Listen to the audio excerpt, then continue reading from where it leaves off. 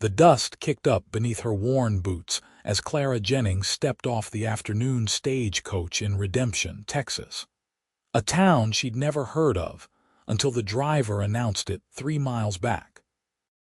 She carried everything she owned in a single carpetbag that had seen better days.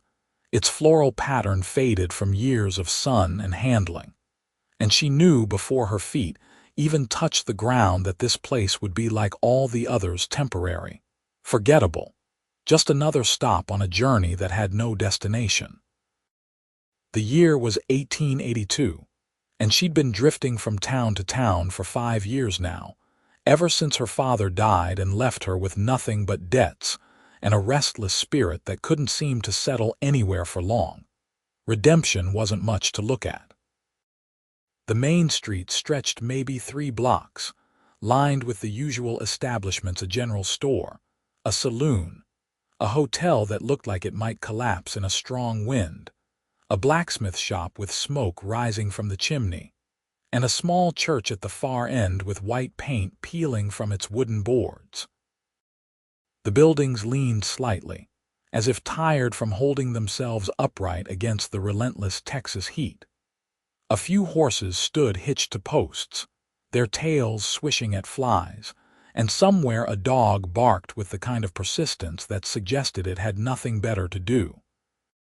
Clara picked up her bag and started toward the hotel, her shoulders already aching from the long ride. She'd come from San Antonio, where she'd worked in a restaurant for 3 months before the owner decided his nephew needed the job more than she did. Before that, it had been Austin, and before that, a tiny settlement near the border whose name she could barely remember.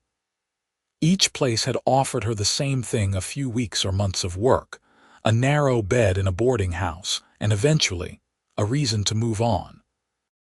She never stayed long enough to plant roots, never let herself get attached to people or places, because she'd learned that everything eventually fell apart anyway.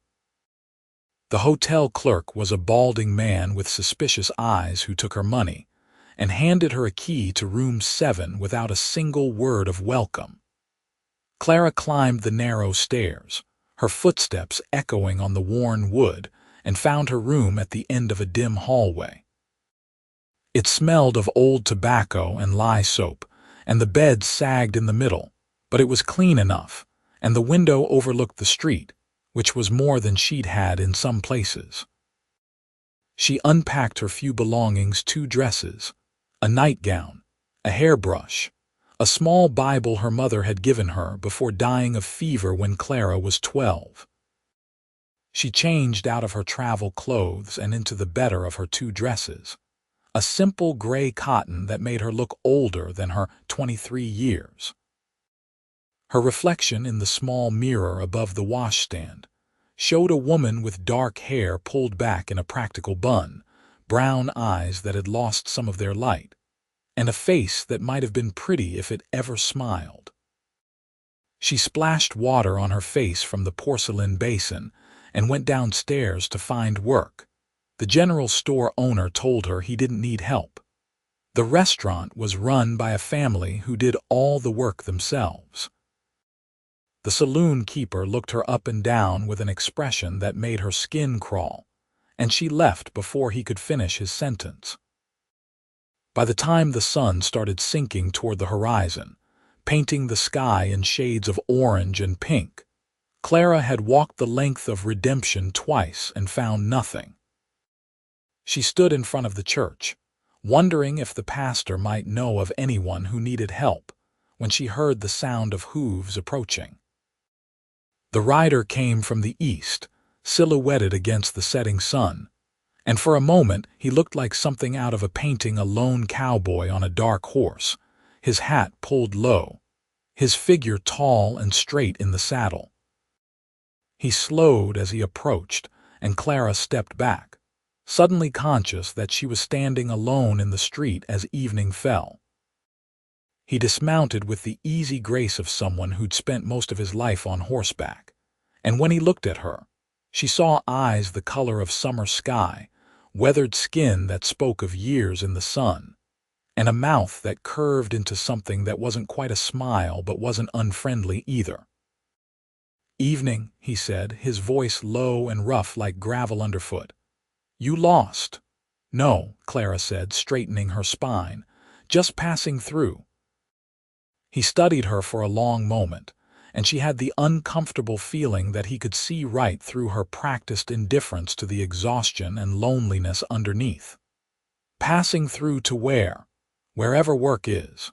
He nodded slowly, as if this made perfect sense to him. "What kind of work?" "Any kind that pays honest wages."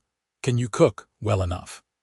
"Can you handle cattle?" Clara almost laughed at that. "No." "Can you mend things?" "Sew, patch, fix what's broken." "I can sew," she said carefully, wondering where this was leading. The cowboy pushed his hat back, revealing dark hair threaded with just a touch of gray at the temples. He looked to be somewhere in his early 30s, with the kind of solid build that came from hard physical work and the confident bearing of a man who knew his own capabilities. "Name's Jacob Monroe," he said. "I run a ranch about 5 miles north of here. My housekeeper left 2 weeks ago to take care of her sick sister in Dallas, and the place is falling apart without her. I need someone who can cook for me and my crew, keep the house in order, maybe do some mending when the boys tear their clothes, which is about every other day." Clara's heart beat faster, but she kept her expression neutral. She'd learned long ago not to show too much eagerness, because that's when people started thinking they could offer less money or worse conditions. "How many in the crew?" "Just 3 hands right now, plus me. So you'd be cooking for 4 men, 3 meals a day. There's a separate room off the kitchen where the housekeeper stayed, so you'd have your privacy. I pay $30 a month plus room and board." It was more than she'd made in most places, and the promise of a private room was appealing. But Clara had also learned to be cautious. "Why'd your housekeeper really leave?" Jacob's eyebrows rose slightly, and something that might have been respect flickered across his face. "I told you the truth. Her sister Sarah wrote saying she was poorly, needed help with her children. Mrs. Chen had worked for me for 3 years and she left on good terms. I can show you her letter if you want proof." "Mrs. Chen," Clara said, surprised. She hadn't expected a Chinese woman in this part of Texas. Her husband worked on the railroad, died in an accident about 5 years back. She needed work, I needed help, and she was the best cook I've ever known. I won't pretend you'll have an easy time matching her skills, but if you can keep us fed and the house from falling down around our ears, that's enough." There was something honest in his face, something steady and straightforward that made Clara want to trust him, which was exactly why she hesitated. She'd trusted before, and it had never ended well. "I'd need to see the place before I agree to anything." "Fair enough. I've got business in town that'll take me another hour or so. You had supper yet?" "No. The restaurant over on 2nd Street makes a decent stew. Have something to eat, and I'll come by the hotel when I'm done. We can ride out to the ranch. You can see the setup, and if it doesn't suit you, I'll bring you back to town with no hard feelings." Sound reasonable? It did sound reasonable, which made Clara suspicious, but her options were limited and her money wouldn't last much longer. "All right," she said. "I'm staying at the hotel." "I'll find you in an hour," Jacob said, and touched the brim of his hat in a gesture that seemed both old-fashioned and oddly courteous. He led his horse toward the livery stable, and Clara watched him go, trying to ignore the small flutter of something in her chest that might have been hope. She ate her supper at the restaurant, a beef stew that was better than decent and probably the best meal she'd had in weeks. The owner's wife, a friendly Mexican woman named Rosa, chatted with her in a mix of English and Spanish, asking where she was from and how long she was staying. Clara gave her usual vague answers, but Rosa didn't seem offended by her reticence. She just smiled and brought Clara a second helping of cornbread without being asked. True to his word, Jacob appeared at the hotel exactly an hour later, leading a gentle-looking mare with a side saddle already in place. Clara came out to meet him, and he helped her mount with a steady hand under her elbow that was respectful and nothing more. They rode out of town as the last light faded from the sky, and the stars began to appear overhead in their thousands, brighter than Clara had seen them in months. "You grow up around here?" Jacob asked as they followed a well-worn path north. "No, back east originally, Virginia. Long way from home." "It's not home anymore," Clara said, more sharply than she'd intended. Jacob didn't push, just nodded and let the silence settle between them. It wasn't an uncomfortable silence, which surprised her. Most men felt the need to fill every quiet moment with words, but Jacob seemed content to ride without talking, and Clara found herself relaxing slightly in the saddle. The ranch appeared as a collection of dark shapes against the darker horizon, and as they drew closer, Clara could make out a two-story house with a wraparound porch, a large barn, a couple of smaller outbuildings, and corrals where horses moved like shadows in the moonlight. Lamplight glowed in the windows of the bunkhouse, and she could hear the low murmur of men's voices and occasional laughter. Jacob helped her down and led her inside the main house. He lit several lamps, and warm light filled a large front room with comfortable furniture that had seen better days but was still solid and well made. The room opened into a dining area with a long wooden table, and beyond that was a kitchen that made Clara's eyes widen.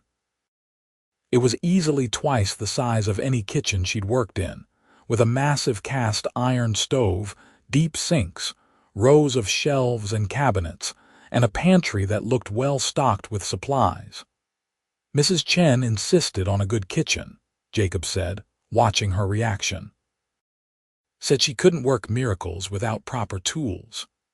Clara ran her hand over the smooth wooden counter, noting the quality of the pots hanging from hooks on the wall, the sharp knives in their holder, the neatly organized spices.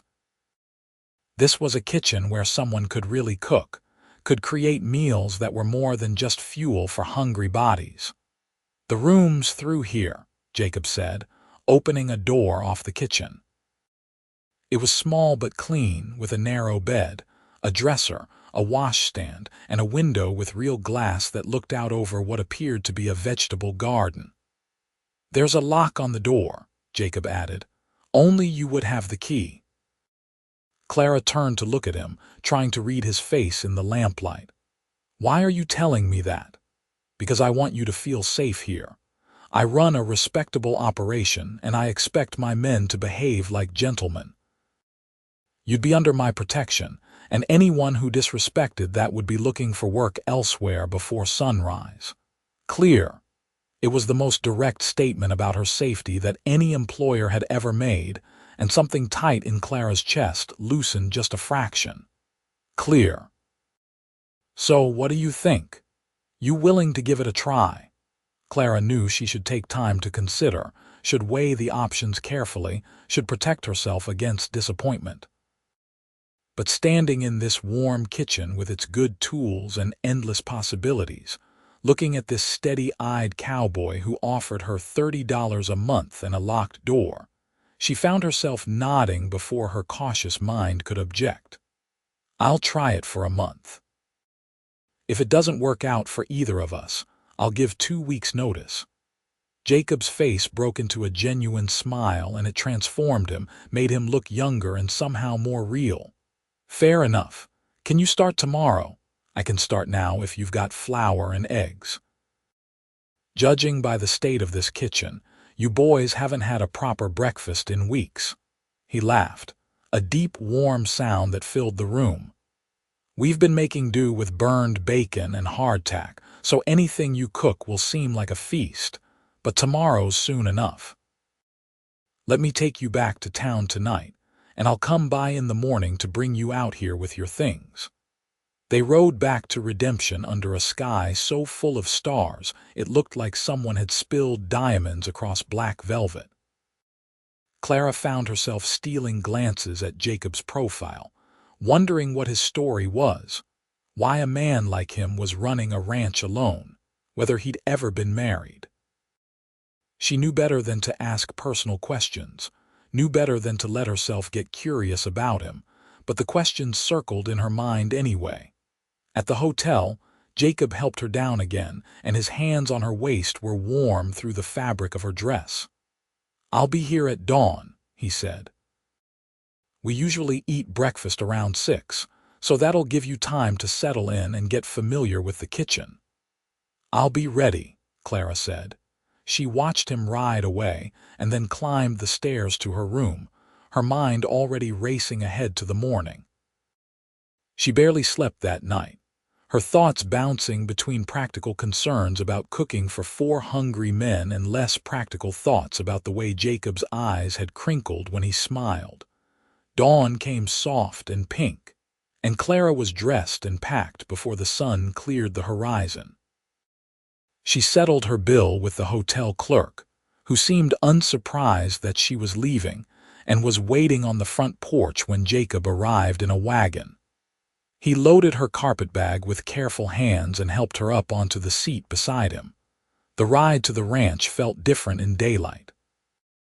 Clara could see the landscape properly now, rolling hills dotted with scrub brush and mesquite trees, cattle grazing in distant pastures, the sky stretching endless and blue overhead. It was harsh country, unforgiving, but there was a beauty to it too, a kind of raw honesty that appealed to something deep in her nature. At the ranch, Jacob carried her bag to her room and then introduced her to the 3 ranch hands who'd gathered in the kitchen with hopeful expressions.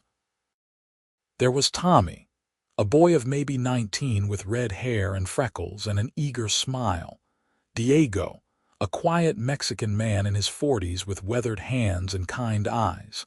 And Sam, a black cowboy probably in his mid-20s with a scar across his left cheek and a cautious way of holding himself, as if waiting for trouble. "Boys, this is Miss Clara Jennings," Jacob said. "She's going to be keeping house for us, and I expect you to treat her with respect and gratitude, because if she leaves, you're back to eating my cooking." That got a laugh from all 3 men, and Clara felt some of her nervousness ease. She rolled up her sleeves and surveyed the kitchen, taking mental inventory of what was available. "How do you like your eggs?" she asked. The breakfast she cooked that morning: scrambled eggs with cheese, bacon that wasn't burned, fresh biscuits with butter and preserves, and strong coffee, earned her 3 new admirers. The men ate like they'd been starved, piling their plates high and coming back for seconds and thirds. Jacob ate more quietly, but she caught him watching her several times with an expression she couldn't quite read. After breakfast, the men headed out to their work, and Clara set about learning the rhythms of the house. She found Mrs. Chen's recipe book in a drawer, filled with notes in careful handwriting, and spent an hour reading through it, getting a sense of what the previous housekeeper had made and how much of everything to prepare. She scrubbed the kitchen until it gleamed, made a list of supplies that were running low, and started planning the evening meal. Jacob came in around noon, dusty and tired, and found her in the garden picking vegetables for supper. "How are you settling in?" he asked. "Well enough. I'll need to go into town in the next few days for some supplies. Make a list, and I'll take you Saturday." Clara straightened, brushing dirt from her hands. "You don't have to accompany me. I can manage on my own." "I'm sure you can," Jacob said mildly. "But I go into town most Saturdays anyway, and it makes sense to go together." There was no arguing with his logic, so Clara just nodded and went back to her picking.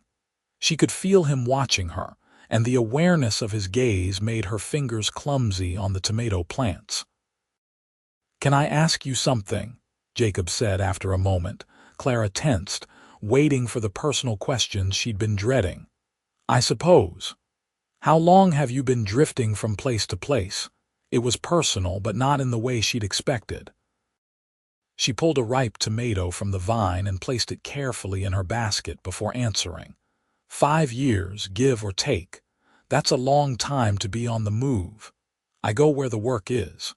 And you never found anywhere worth staying." Clara looked at him directly then, saw genuine curiosity in his face rather than judgment. "I never found anywhere that wanted me to stay long enough to matter." Something shifted in Jacob's expression, a softening around his eyes. "Maybe you haven't been looking in the right places." Before Clara could respond, Tommy came running up, out of breath, talking about a problem with one of the fences, and Jacob excused himself with an apologetic glance. Clara watched him go, her heart beating faster than it should, and told herself firmly that she was not going to develop feelings for her employer. That way lay nothing but heartache and complications. But over the next few weeks, as summer deepened into August and the Texas heat became oppressive, Clara found her resolution weakening. It was hard not to develop feelings for Jacob when he was unfailingly kind and respectful, when he thanked her for every meal, when he fixed the squeaky hinge on her door without being asked, when he made sure she had time to rest in the hottest part of the day. It was hard not to notice the way his eyes lit up when he came into the kitchen and found her there, the way he always seemed to find excuses to talk to her, the way his rare smiles came more frequently as the days passed. The ranch hands clearly adored her. Tommy followed her around like a puppy, eager to help with any heavy lifting or task that needed muscle. Diego brought her vegetables from his own small garden and taught her Spanish words while she cooked. Even Sam, who'd been so cautious at first, began to relax around her, sharing stories about his childhood in Louisiana and the long road that had brought him to Texas. Clara learned their rhythms and their preferences. Tommy liked his coffee sweet and his eggs runny. Diego couldn't get enough of anything with peppers in it. Sam had a weakness for apple pie and would do almost anything for a slice. And Jacob liked his food simple and well-made, his coffee strong enough to stand a spoon in, and he always took the smallest portions, making sure everyone else had enough before he filled his own plate. One evening in late August, Clara was cleaning up after supper when Jacob came into the kitchen carrying a chair with a broken leg. "Found this in the barn," he said. "Thought you might be able to use it if I fix the leg." "I have enough chairs," Clara said, scrubbing a pot. "It's for your room. Thought you might like somewhere to sit and read besides the bed." Clara's hands stilled in the soapy water. She hadn't mentioned wanting a chair, hadn't complained about her room at all, but Jacob had noticed anyway. "That's kind of you," she said quietly. He set the chair down and leaned against the counter, close enough that she could smell the scent of horse and leather and clean sweat that seemed to follow him. "Clara, can I ask you something?" She braced herself. "All right. Are you happy here?" It was the last question she'd expected, and it caught her completely off guard. She looked at him, saw genuine concern in his face, and felt something crack open inside her chest. "Yes," she said, and realized as she said it that it was true. "I am." "Good," Jacob said softly. "I'm glad."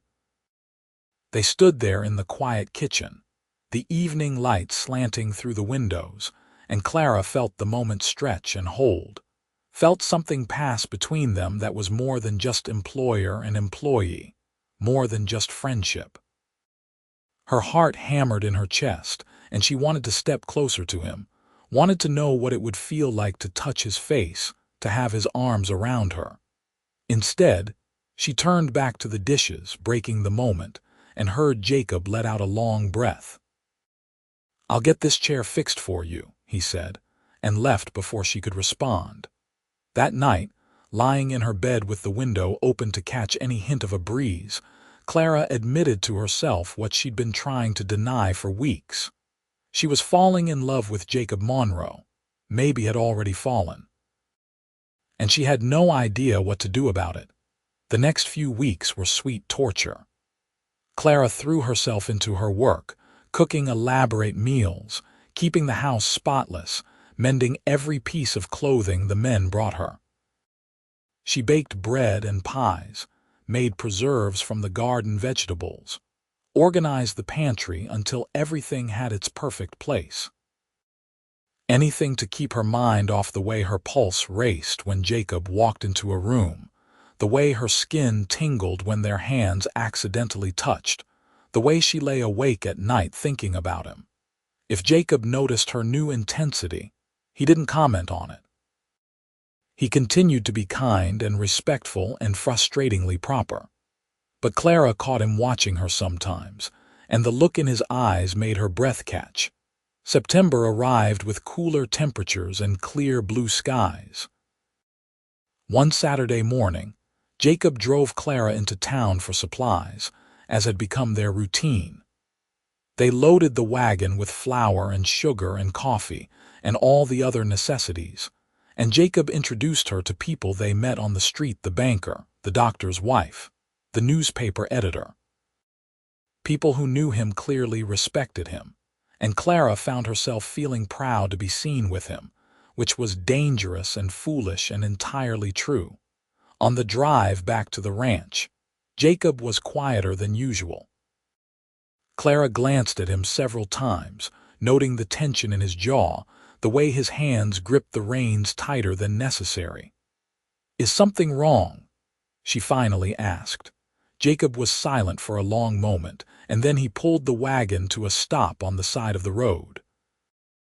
They were about halfway between town and the ranch, surrounded by open country, the only sound the wind moving through the grass. "Clara," he said, turning to face her, "I need to tell you something, and I need you to let me get through it without interrupting, because if I don't say it all at once, I might lose my nerve." Clara's heart started pounding so hard she was sure he could hear it. "All right." Jacob took off his hat and turned it in his hands, not looking at her. "I was married once, about 8 years ago. Her name was Sarah, and she was beautiful and sweet, and I thought I was the luckiest man in Texas. We'd been married less than a year when she got sick. Fever took her in 3 days, and I couldn't do a damn thing to stop it." His voice roughened, and Clara's heart ached for him. "After she died, I told myself I'd never let anyone get that close again.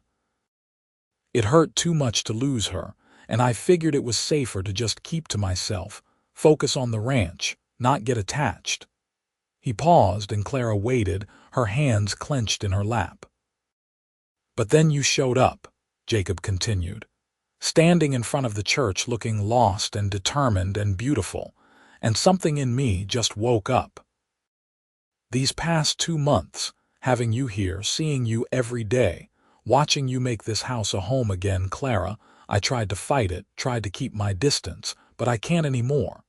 I'm in love with you."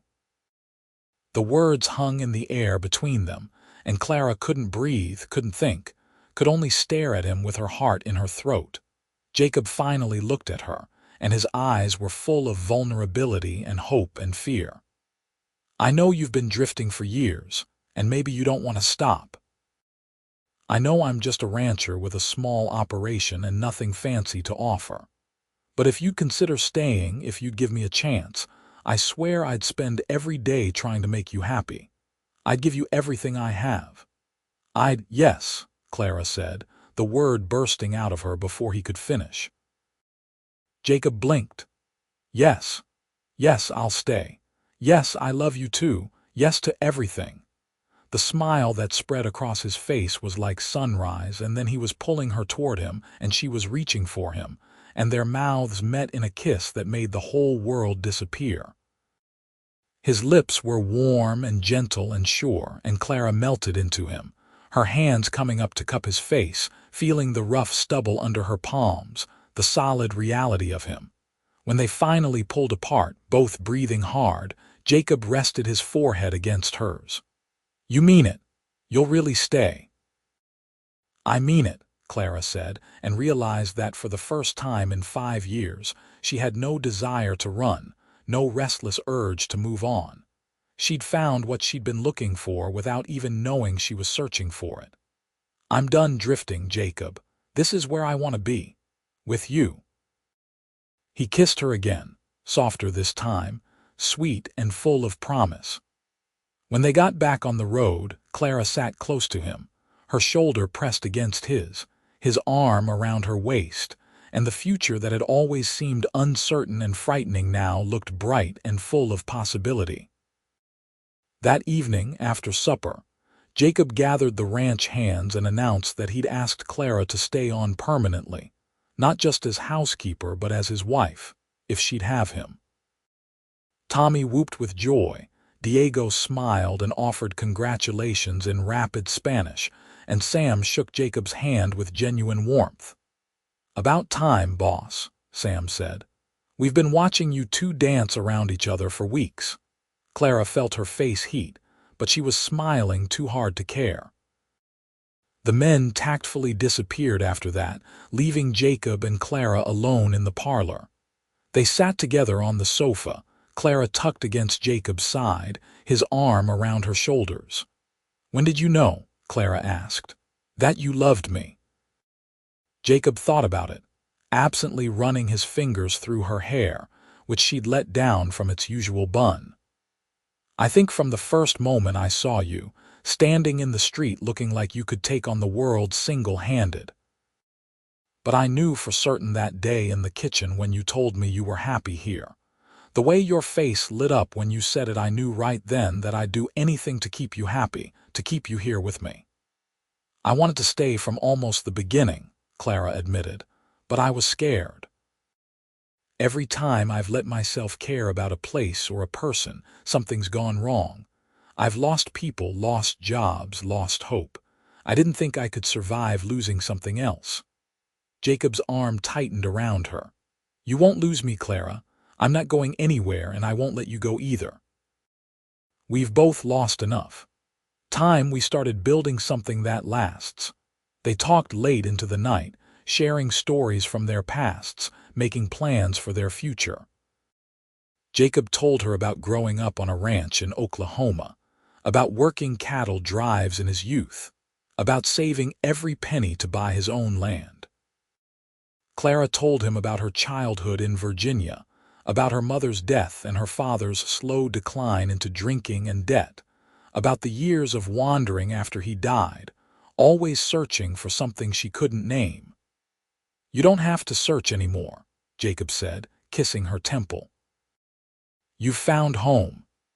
And Clara, who'd spent 5 years convinced that home was a myth, a fantasy for other people, felt the truth of his words settle deep in her bones.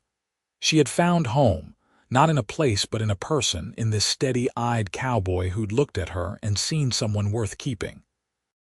They were married a month later in the little church where Clara had been standing the day they met. It was a small ceremony with just the ranch hands, Rosa from the restaurant and her family, a few of Jacob's friends from town, and the pastor who'd known Jacob for years and seemed delighted to see him happy again. Clara wore a new dress that Rosa had helped her make, a soft blue cotton with lace at the collar and cuffs, and she carried wildflowers that Tommy had picked that morning. Jacob wore his best suit and looked so handsome that Clara's breath caught when she saw him waiting for her at the altar. His eyes never left her face as she walked down the aisle, and when the pastor asked if he took Clara to be his wife, his "I do" rang out clear and strong, full of certainty and joy. They honeymooned at the ranch, neither of them wanting to be anywhere else. Jacob moved Clara's things from the small room off the kitchen to the master bedroom upstairs, a large, airy space with windows on 2 walls and a bed big enough for 2. That first night as husband and wife, they came together with a mixture of tenderness and passion that left Clara feeling cherished and whole in a way she'd never experienced before. Jacob was a patient and generous lover, taking his time, learning what made her sigh and gasp and cry out his name. And Clara, who'd never been with a man before, gave herself to him completely, trusting him with her body and her heart. Afterward, they lay tangled together in the moonlight streaming through the windows, and Jacob traced lazy patterns on her bare shoulder. "Happy," he murmured. "Happier than I knew I could be," Clara said honestly. Life settled into a new rhythm after that. Clara continued to run the house and cook for the crew, but now she did it as Jacob's wife, as the lady of the ranch. She took pride in making the house beautiful, sewing curtains for the windows, putting fresh flowers on the table, turning the bare functional space into a real home. She expanded the vegetable garden, planted roses by the front porch, and started raising chickens for eggs. Jacob included her in decisions about the ranch, asking her opinion on everything from which cattle to buy to whether they should hire another hand for the spring roundup.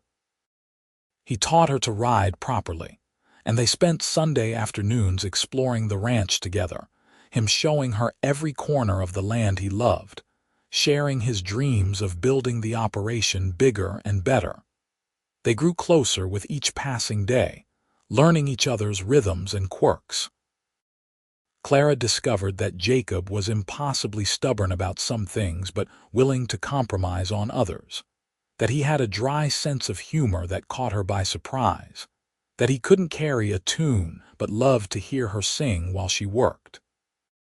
Jacob learned that Clara was fiercely organized and hated mess, that she had a temper when pushed too far but forgave quickly, that she cried at beautiful sunsets and laughed at terrible jokes. Winter came, cold and harsh, and they spent long evenings by the fire, Clara knitting or mending while Jacob read or worked on ranch accounts. Some nights they talked for hours about everything and nothing. Other nights they sat in comfortable silence, content just to be together. And when the wind howled outside and snow piled against the windows, they went upstairs and warmed each other in the big bed, their bodies fitting together like they'd been made for this. Spring arrived with a rush of green and wildflowers, and Clara realized her monthly courses were late. She waited another week to be sure, and then another, before she finally told Jacob one evening after supper. They were sitting on the porch watching the sunset, and Clara took his hand and placed it on her still flat stomach. "There's going to be a baby," she said simply. Jacob went very still, and then he turned to look at her with such wonder in his face that Clara felt tears spring to her eyes. "You're sure?" "Pretty sure. I'll go see the doctor next time we're in town, but yes, I'm sure." Jacob pulled her into his arms, holding her so tight she could barely breathe. "A baby," he whispered against her hair. "Clara, you've given me everything. Everything I thought I'd lost, everything I didn't dare hope for. You gave me a home," Clara said, her own arms tight around him. "You gave me love and safety and a reason to stop running. This baby is ours together, Jacob, our family." That night, they lay in bed with Jacob's hand spread protectively over Clara's stomach, talking in hushed voices about names and whether it would be a boy or girl, and how they'd need to add on to the house to make room for a nursery. Clara had never seen Jacob so animated, so full of joy and plans, and she fell asleep smiling, feeling more content than she'd ever imagined possible. The pregnancy progressed smoothly through the spring and summer. Clara continued to work, though Jacob fussed over her constantly, worried she was doing too much. The ranch hands treated her like spun glass, rushing to carry anything heavy, insisting she rest in the heat of the day. Even the horses seemed to sense something different about her, nuzzling her gently when she came to the barn. By late summer, Clara's belly was round and prominent, and she'd had to let out all her dresses.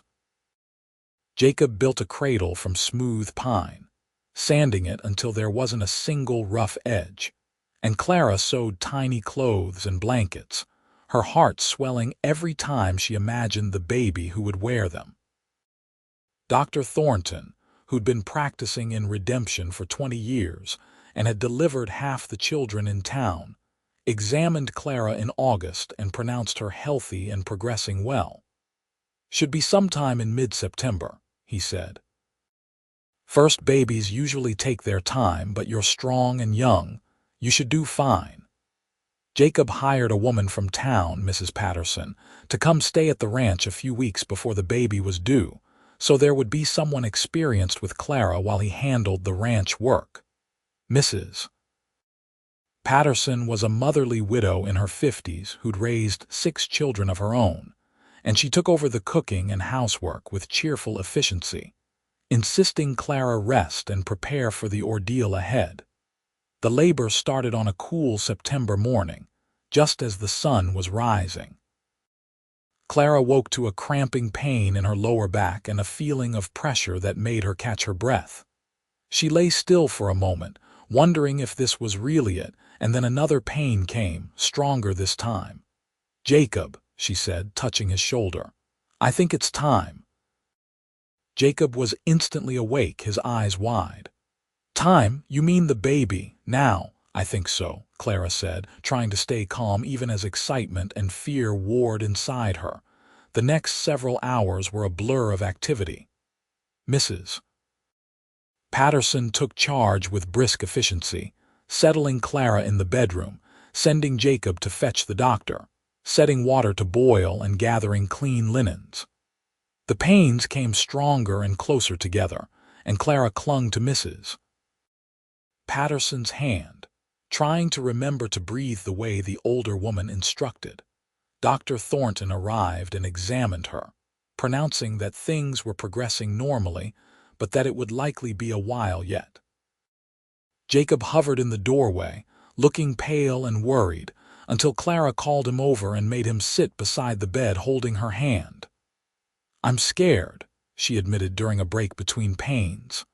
"I know," Jacob said, brushing sweat-dampened hair from her forehead. "But you're the strongest person I know, Clara.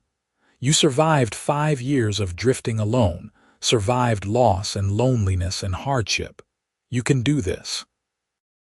Clara drew strength from his certainty, from the love in his eyes, and when the next pain came, she bore down and worked with her body instead of fighting against it. The afternoon wore on into evening, the pains growing stronger and more frequent, until they seemed to blend into one continuous wave.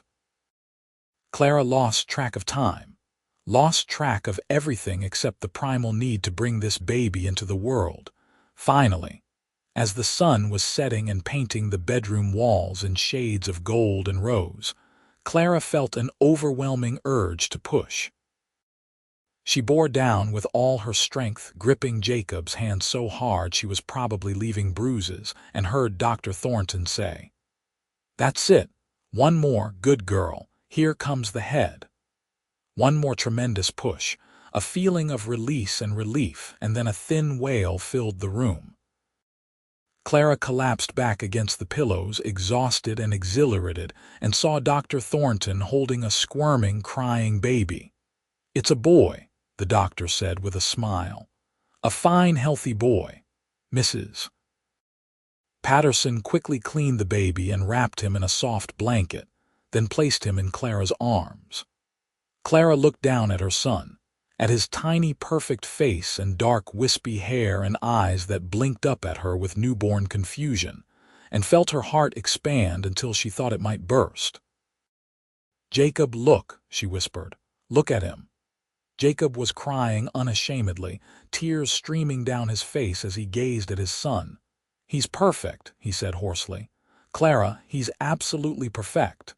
They named him James after Clara's father and Robert after Jacob's. Little James Monroe had his father's blue eyes and what promised to be his mother's dark hair. And from the moment he drew his first breath, he had both his parents wrapped entirely around his tiny fingers. The first few weeks were sleepless and chaotic, as Clara and Jacob learned to care for their son.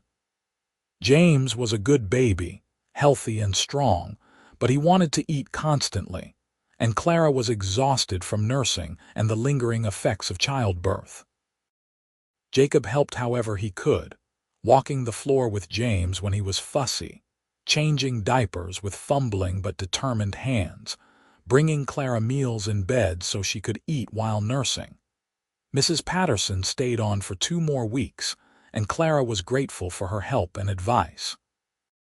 The older woman taught her tricks for soothing a colicky baby, showed her the best positions for nursing, and reassured her that she was doing fine when Clara felt overwhelmed and incompetent. Gradually, they found their rhythm. James settled into something resembling a schedule, sleeping for longer stretches at night, content to lie in his cradle and watch the world with alert blue eyes during the day. Clara recovered her strength and was able to take on more of the household tasks again, though Jacob insisted on hiring a girl from town to help with the heavy cleaning and laundry. The ranch hands were utterly charmed by baby James. Tommy carved him toys from scraps of wood. Diego sang him Spanish lullabies. Sam whittled a perfect miniature horse that Clara put on the shelf above the cradle. And Jacob was transformed by fatherhood, his already gentle nature becoming even more tender, his capacity for love seeming bottomless. One evening when James was about 3 months old, Clara stood in the doorway of the parlor watching Jacob sit by the fire with their son in his arms, talking to him in a low voice about the ranch and the cattle, and all the things they'd do together when James was older. The sight of her strong cowboy husband cradling their tiny baby with such infinite care made Clara's eyes sting with happy tears. Jacob looked up and caught her watching and smiled. "Come here," he said softly. Clara went and curled up beside him, resting her head on his shoulder, one hand on James's little back. They sat there together as the fire crackled and the wind whispered outside, the 3 of them a perfect unit. "I was just telling James about the day I met you," Jacob said. "About how his mother showed up in redemption looking like trouble and possibility all wrapped up together." Clara laughed softly. "I was just passing through." "Best thing that ever passed through this town," Jacob said, kissing her temple. "Best thing that ever happened to me." "You told me that day to drift no more, to stay here," Clara said, remembering. "And I'm so glad I listened." "So am I," Jacob said. "Every single day I'm grateful you stayed." James made a small, contented sound in his sleep, and Clara felt a wave of pure contentment wash over her. This was everything she'd never known she wanted, everything she'd been searching for through all those years of drifting from town to town. A home, a family, a love that anchored her and set her free at the same time. Winter passed into spring and spring into summer again. James grew from a tiny baby into a chubby, active infant who smiled and laughed and tried to grab everything within reach. Clara and Jacob marveled over every milestone: his first real smile, the first time he rolled over, the day he discovered his own feet and stared at them in fascination. The ranch prospered too. Jacob hired 2 more hands to help with an expanded herd, and the cattle brought good prices at market. They added on to the house as planned, building a proper nursery for James and an extra bedroom for future children. Jacob bought Clara a piano that had belonged to a family moving back east, and in the evenings she played while he held James, teaching their son to love music. Clara's second pregnancy was confirmed in early fall, when James was just over a year old. This time she knew what to expect, and while she was occasionally tired or queasy, she felt strong and healthy overall. Jacob was delighted at the prospect of another child, and James seemed to sense something different about his mother, becoming more cuddly and protective. They celebrated Christmas that year with the ranch hands and several families from town that Clara had become friendly with. The house was full of laughter and good food, and the sound of children playing. Clara, now 6 months pregnant, watched Jacob play with James and the other children, and felt overwhelmed with gratitude for the life they'd built together. On New Year's Eve, after everyone had gone home and James was asleep in his crib, Clara and Jacob stood on the porch wrapped in a blanket against the cold, watching the stars. "What are you thinking about?" Jacob asked, his arms around her, one hand resting on her swollen belly. "About how different my life is from what I expected," Clara said. 4 years ago, I was alone and drifting, and I couldn't imagine ever feeling settled or happy. And now look at me. I have you and James and this baby on the way and a home I love. Sometimes it feels like a dream." "It's real," Jacob said firmly. "This is real, Clara. You and me and our family, and it's just the beginning. We've got so many years ahead of us, so much more to build and share and experience together." The baby kicked under his hand and they both laughed. "This one's going to be a fighter," Jacob said. "Takes after both of us then," Clara said, and kissed him as the year turned from 1883 to 1884, as the stars wheeled overhead and the future stretched bright before them. The second baby, a daughter they named Sarah Catherine after Jacob's first wife and Clara's mother, arrived in early April during a spring thunderstorm.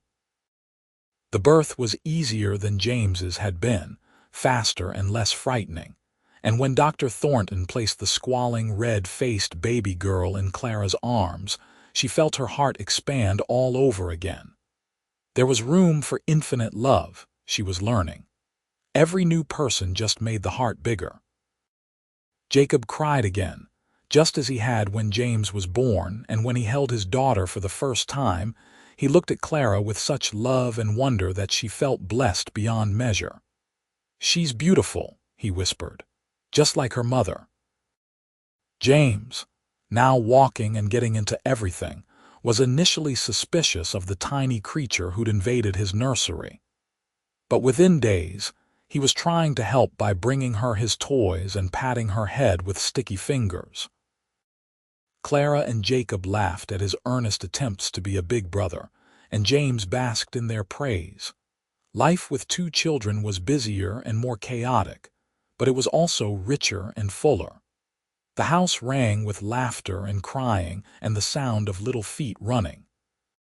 Clara sometimes fell into bed at night utterly exhausted, but she was happy, deeply and truly happy in a way that felt permanent and unshakable. The ranch continued to grow. Jacob's reputation as a fair employer and skilled cattleman spread, and he was able to hire the best hands, men who stayed because they were treated well and paid fairly. Clara's cooking became almost legendary in the area, and ranch hands from neighboring spreads would sometimes ride over on Sundays hoping to be invited to supper. When Sarah was 2 and James nearly 4, Clara became pregnant again. This third pregnancy was harder on her body, and Dr. Thornton prescribed rest during the final months. Jacob hired additional help and fussed over her constantly, making sure she didn't overdo things. The children, sensing their mother needed gentleness, became surprisingly calm and well-behaved, playing quietly near her while she rested. Twin boys, Matthew and Luke, arrived in March of 1887 during a late snowstorm. The birth was difficult, and for a few frightening hours, Dr. Thornton worried about Clara's strength. But she rallied, drawing on reserves of determination she didn't know she had, and delivered both babies safely. They were smaller than James and Sarah had been, but healthy and loud, and Jacob held one in each arm with a look of awed disbelief. 4 children, he said, shaking his head. "Clara, we have 4 children." "We certainly do," Clara said weakly, exhausted but triumphant. "And that's enough, Jacob Monroe. I love you dearly, but I'm not having any more babies." Jacob laughed and kissed her sweaty forehead. "Fair enough. 4 is perfect. Our family is perfect. The twins changed the household dynamic completely. They were demanding babies who seemed to take turns sleeping, so that there was always one awake and needing attention. Clara was overwhelmed at first, trying to nurse 2 babies while managing 2 active toddlers, and Jacob took on more of the childcare duties, often walking the floor at night with a fussy twin while Clara nursed the other. They hired a young woman from town, Emily, to help with the children and household tasks full-time. Emily was 19 and wonderful with the children, and her presence made an enormous difference. With her help, Clara was able to rest and recover properly, and slowly the chaos began to settle into a manageable routine. James and Sarah adjusted to being big siblings, learning to be gentle with the babies. James, at 4, took his role as oldest very seriously, bringing Clara things she needed and trying to help quiet the twins when they cried. Sarah, not quite 3, was more interested in playing with the baby's tiny fingers and toes, fascinated by how small they were. The years that followed were full and busy. Clara and Jacob watched their children grow, each developing their own personality and interests. James was serious and responsible, always trying to help his father with ranch work. Sarah was creative and dreamy, more interested in drawing pictures and making up stories. Matthew was bold and adventurous, constantly getting into mischief. Luke was gentle and thoughtful, more likely to sit quietly observing than to jump into action. Jacob built additions onto the house to accommodate their growing family, adding bedrooms and a larger dining room. He taught the boys to ride almost as soon as they could walk, and Sarah insisted on learning too, refusing to be left behind. Clara taught all of them to read and write, holding impromptu lessons at the kitchen table, and later hired a tutor to come from town several times a week to provide more formal education. The ranch prospered beyond Jacob's early dreams. By the early 1890s, he owned thousands of acres and employed a dozen hands year-round. He became an influential figure in the region, serving on the town council and helping to bring a new school and doctor's office to Redemption. But he never let success change who he was at his core, a rancher who loved the land and his family above all else. Clara became a pillar of the community in her own right. She organized church socials and helped raise money for the school. She taught other women her cooking and preserving techniques. She opened her home to anyone who needed help, whether it was a new mother needing advice or a drifter needing a hot meal. People knew they could count on Clara Monroe, and she took quiet pride in being someone others could depend on. Through it all, Clara and Jacob's love for each other only deepened. They still made time for each other, stealing moments alone when the children were asleep or occupied, riding out together to check on distant pastures, sitting together on the porch in the evenings. They'd been through so much together: the joy of their wedding, the pain and triumph of childbirth, the daily challenges of raising a family and running a ranch, the inevitable sorrows that came with life. When Clara's father-in-law, whom she'd never met, died and left Jacob a small inheritance, they used the money to buy a beautiful piece of land by a creek and build a cabin there, a place just for the two of them to escape to occasionally. They'd ride out together, leaving the children in Emily's capable care, and spend a night or two alone, remembering what it was like to be just Clara and Jacob, husband and wife, before they were Mama and Papa. One summer evening, when Clara was 37 and Jacob 46, they sat by the creek watching the sunset paint the sky in impossible colors. Their oldest, James, was 18 now and talking about starting his own ranch someday. Sarah was 16 and had started keeping company with a young man from town that Clara liked and Jacob tolerated with gruff protectiveness. The twins, at 13, were lanky and full of energy, always competing with each other at everything. "Can you believe it's been 15 years since we got married?" Clara asked, leaning against Jacob's shoulder. "Some days it feels like a lifetime," Jacob said. "Other days it feels like just yesterday I saw you standing in front of that church, looking lost and fierce at the same time." "I was lost," Clara admitted. "I'd been lost for years, just drifting from place to place with no purpose, no direction. And then you looked at me and said I should drift no more, that I should stay. Best decision I ever made was listening to you." Jacob turned to look at her, his blue eyes still as clear and warm as they'd been 15 years ago, though his face was more weathered and his hair more gray. "I was lost too, Clara. I'd been going through the motions for years after Sarah died, just working and existing but not really living. You brought me back to life. You gave me a reason to hope again, to dream again, to love again." "We saved each other," Clara said softly. "We did," Jacob agreed, and kissed her with the same tenderness and passion he'd shown on their wedding night and every night since.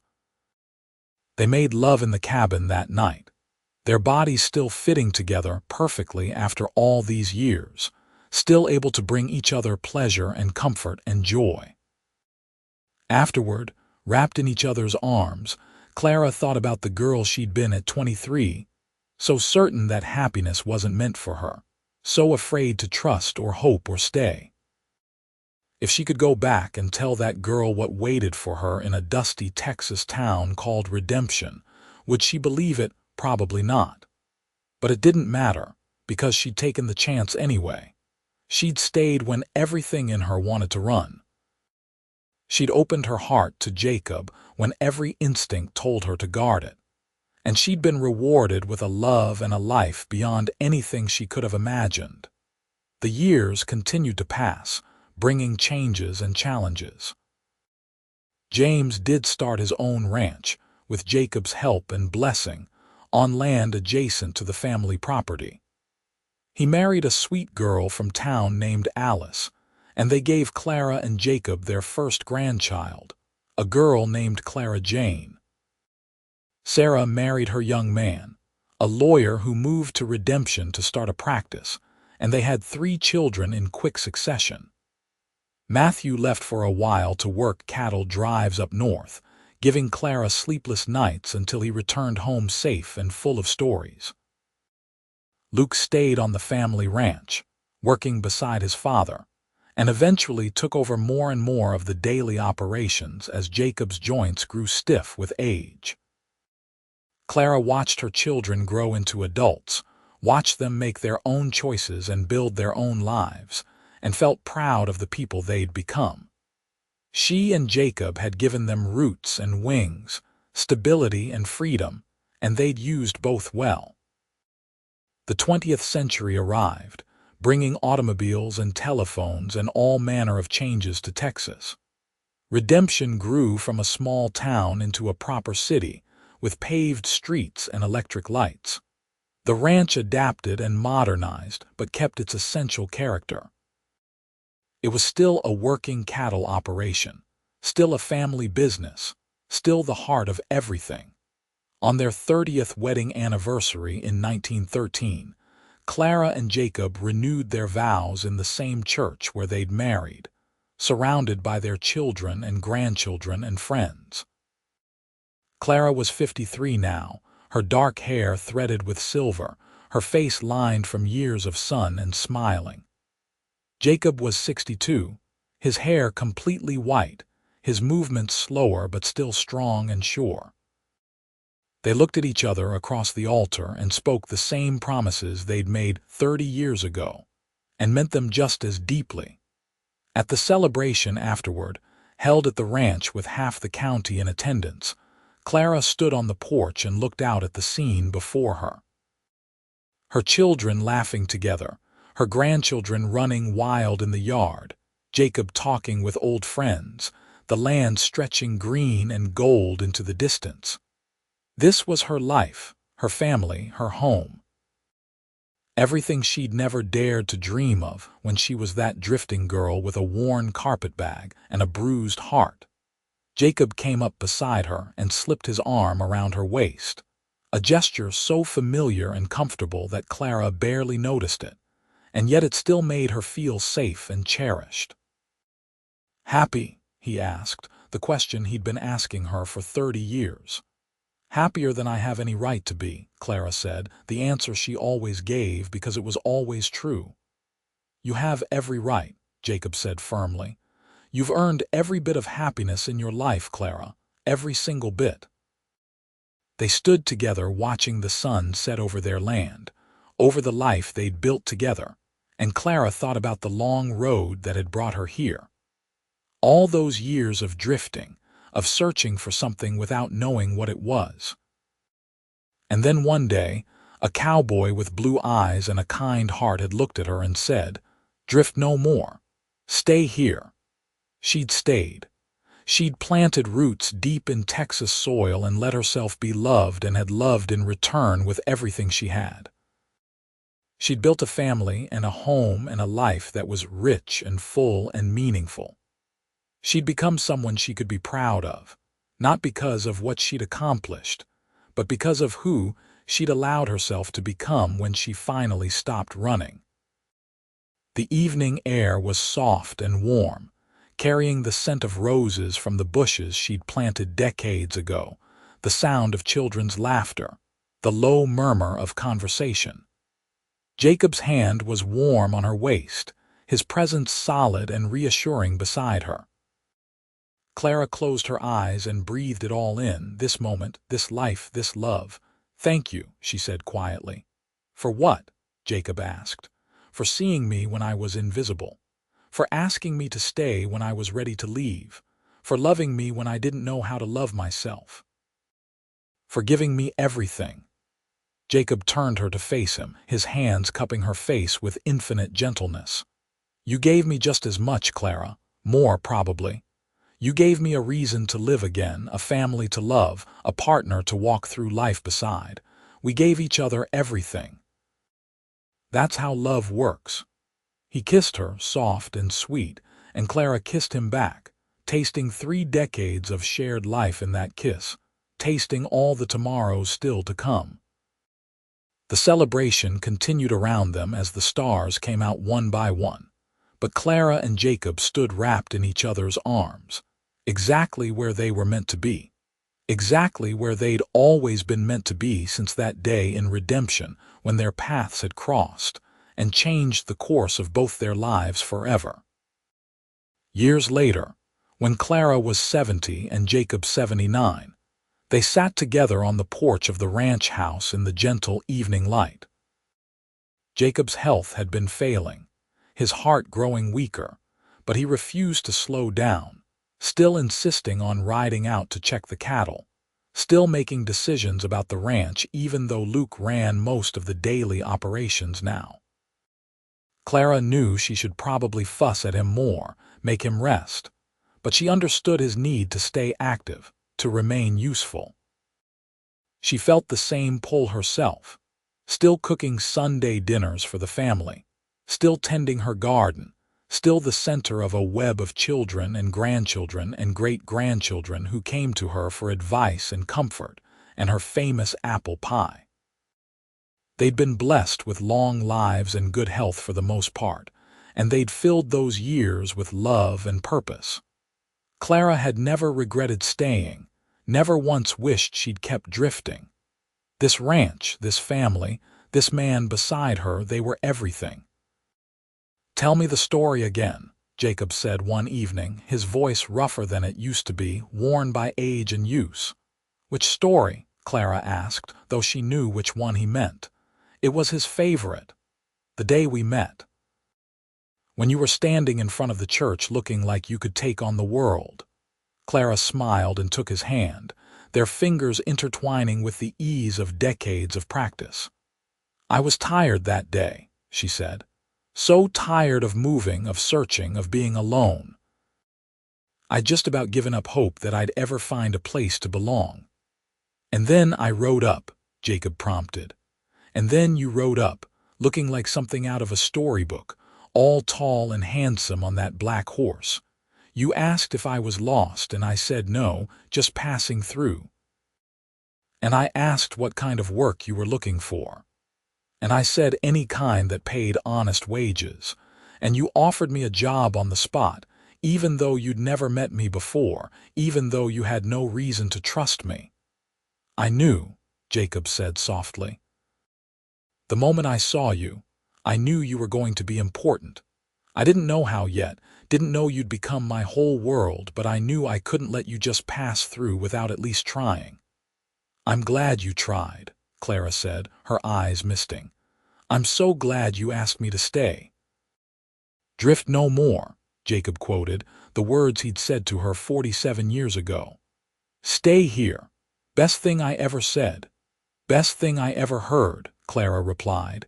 They sat in comfortable silence as the sun set, painting the sky in the colors they'd watched together thousands of times. The ranch spread out around them, thriving and productive under Luke's management, home to the fourth generation of Monroes now. James's grandchildren were learning to ride. Sarah's great-grandchildren were toddling around the yard during family gatherings. Matthew had finally settled down and married late in life, giving them more grandchildren to spoil. The family had grown beyond anything Clara and Jacob could have imagined in those early days. But through it all, through every joy and sorrow, every birth and death, every triumph and challenge, Clara and Jacob had been together, a team, partners in the truest sense. They'd built a legacy not just in land and cattle, but in love, in the family they'd created and the values they'd instilled. Jacob squeezed her hand. I love you, Clara Monroe, have from the first moment, will until my last breath. I love you too, Clara said, her voice thick with emotion. Forever and always, Jacob, you're my home. As the first stars appeared in the darkening sky, Clara leaned her head on Jacob's shoulder, and they watched the night come on together, just as they'd done for nearly half a century, just as they'd do for as long as they had left. The girl who drifted from town to town, lost and alone, was gone. In her place was a woman who'd found love and purpose and belonging, who'd built a life of meaning and joy, who'd learned that home wasn't a place but a person, and that person was the cowboy who'd asked her to stay all those years ago in a dusty Texas town called Redemption. And she had stayed. She'd put down roots so deep nothing could shake them, and those roots had grown into a mighty tree that sheltered generations, that provided strength and stability and love.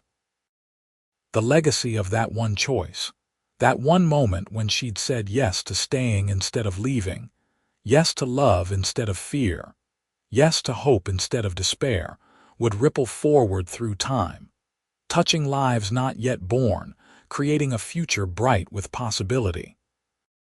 The wind whispered through the cottonwood trees Jacob had planted when James was born, and Clara thought she could hear in that whisper all the moments of her life playing back like a song. Every laugh, every tear, every kiss, every shared glance across a crowded room, every quiet conversation in the dark, every ordinary miraculous day that had made up this extraordinary life.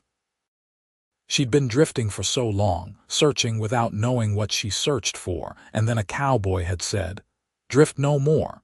Stay here."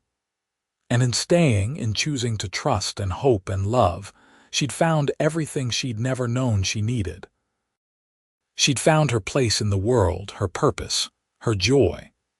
She'd found home, and home had been worth every moment of the long journey that brought her to it. As the night deepened, and the stars wheeled overhead in their ancient dance, Clara and Jacob sat together on the porch of the ranch house. Two souls intertwined so completely that it was impossible to say where one ended and the other began, bound by love and choice and 47 years of shared life. Their story a testament to the power of staying, of choosing love, of daring to believe that happiness was possible even when everything suggested otherwise. And in that moment, as in so many moments before and all the moments yet to come, they were exactly where they belonged together home, their love a light that would shine on long after they were gone, illuminating the way for all who followed. Proof that sometimes the best stories begin when we stop running and choose instead to stay.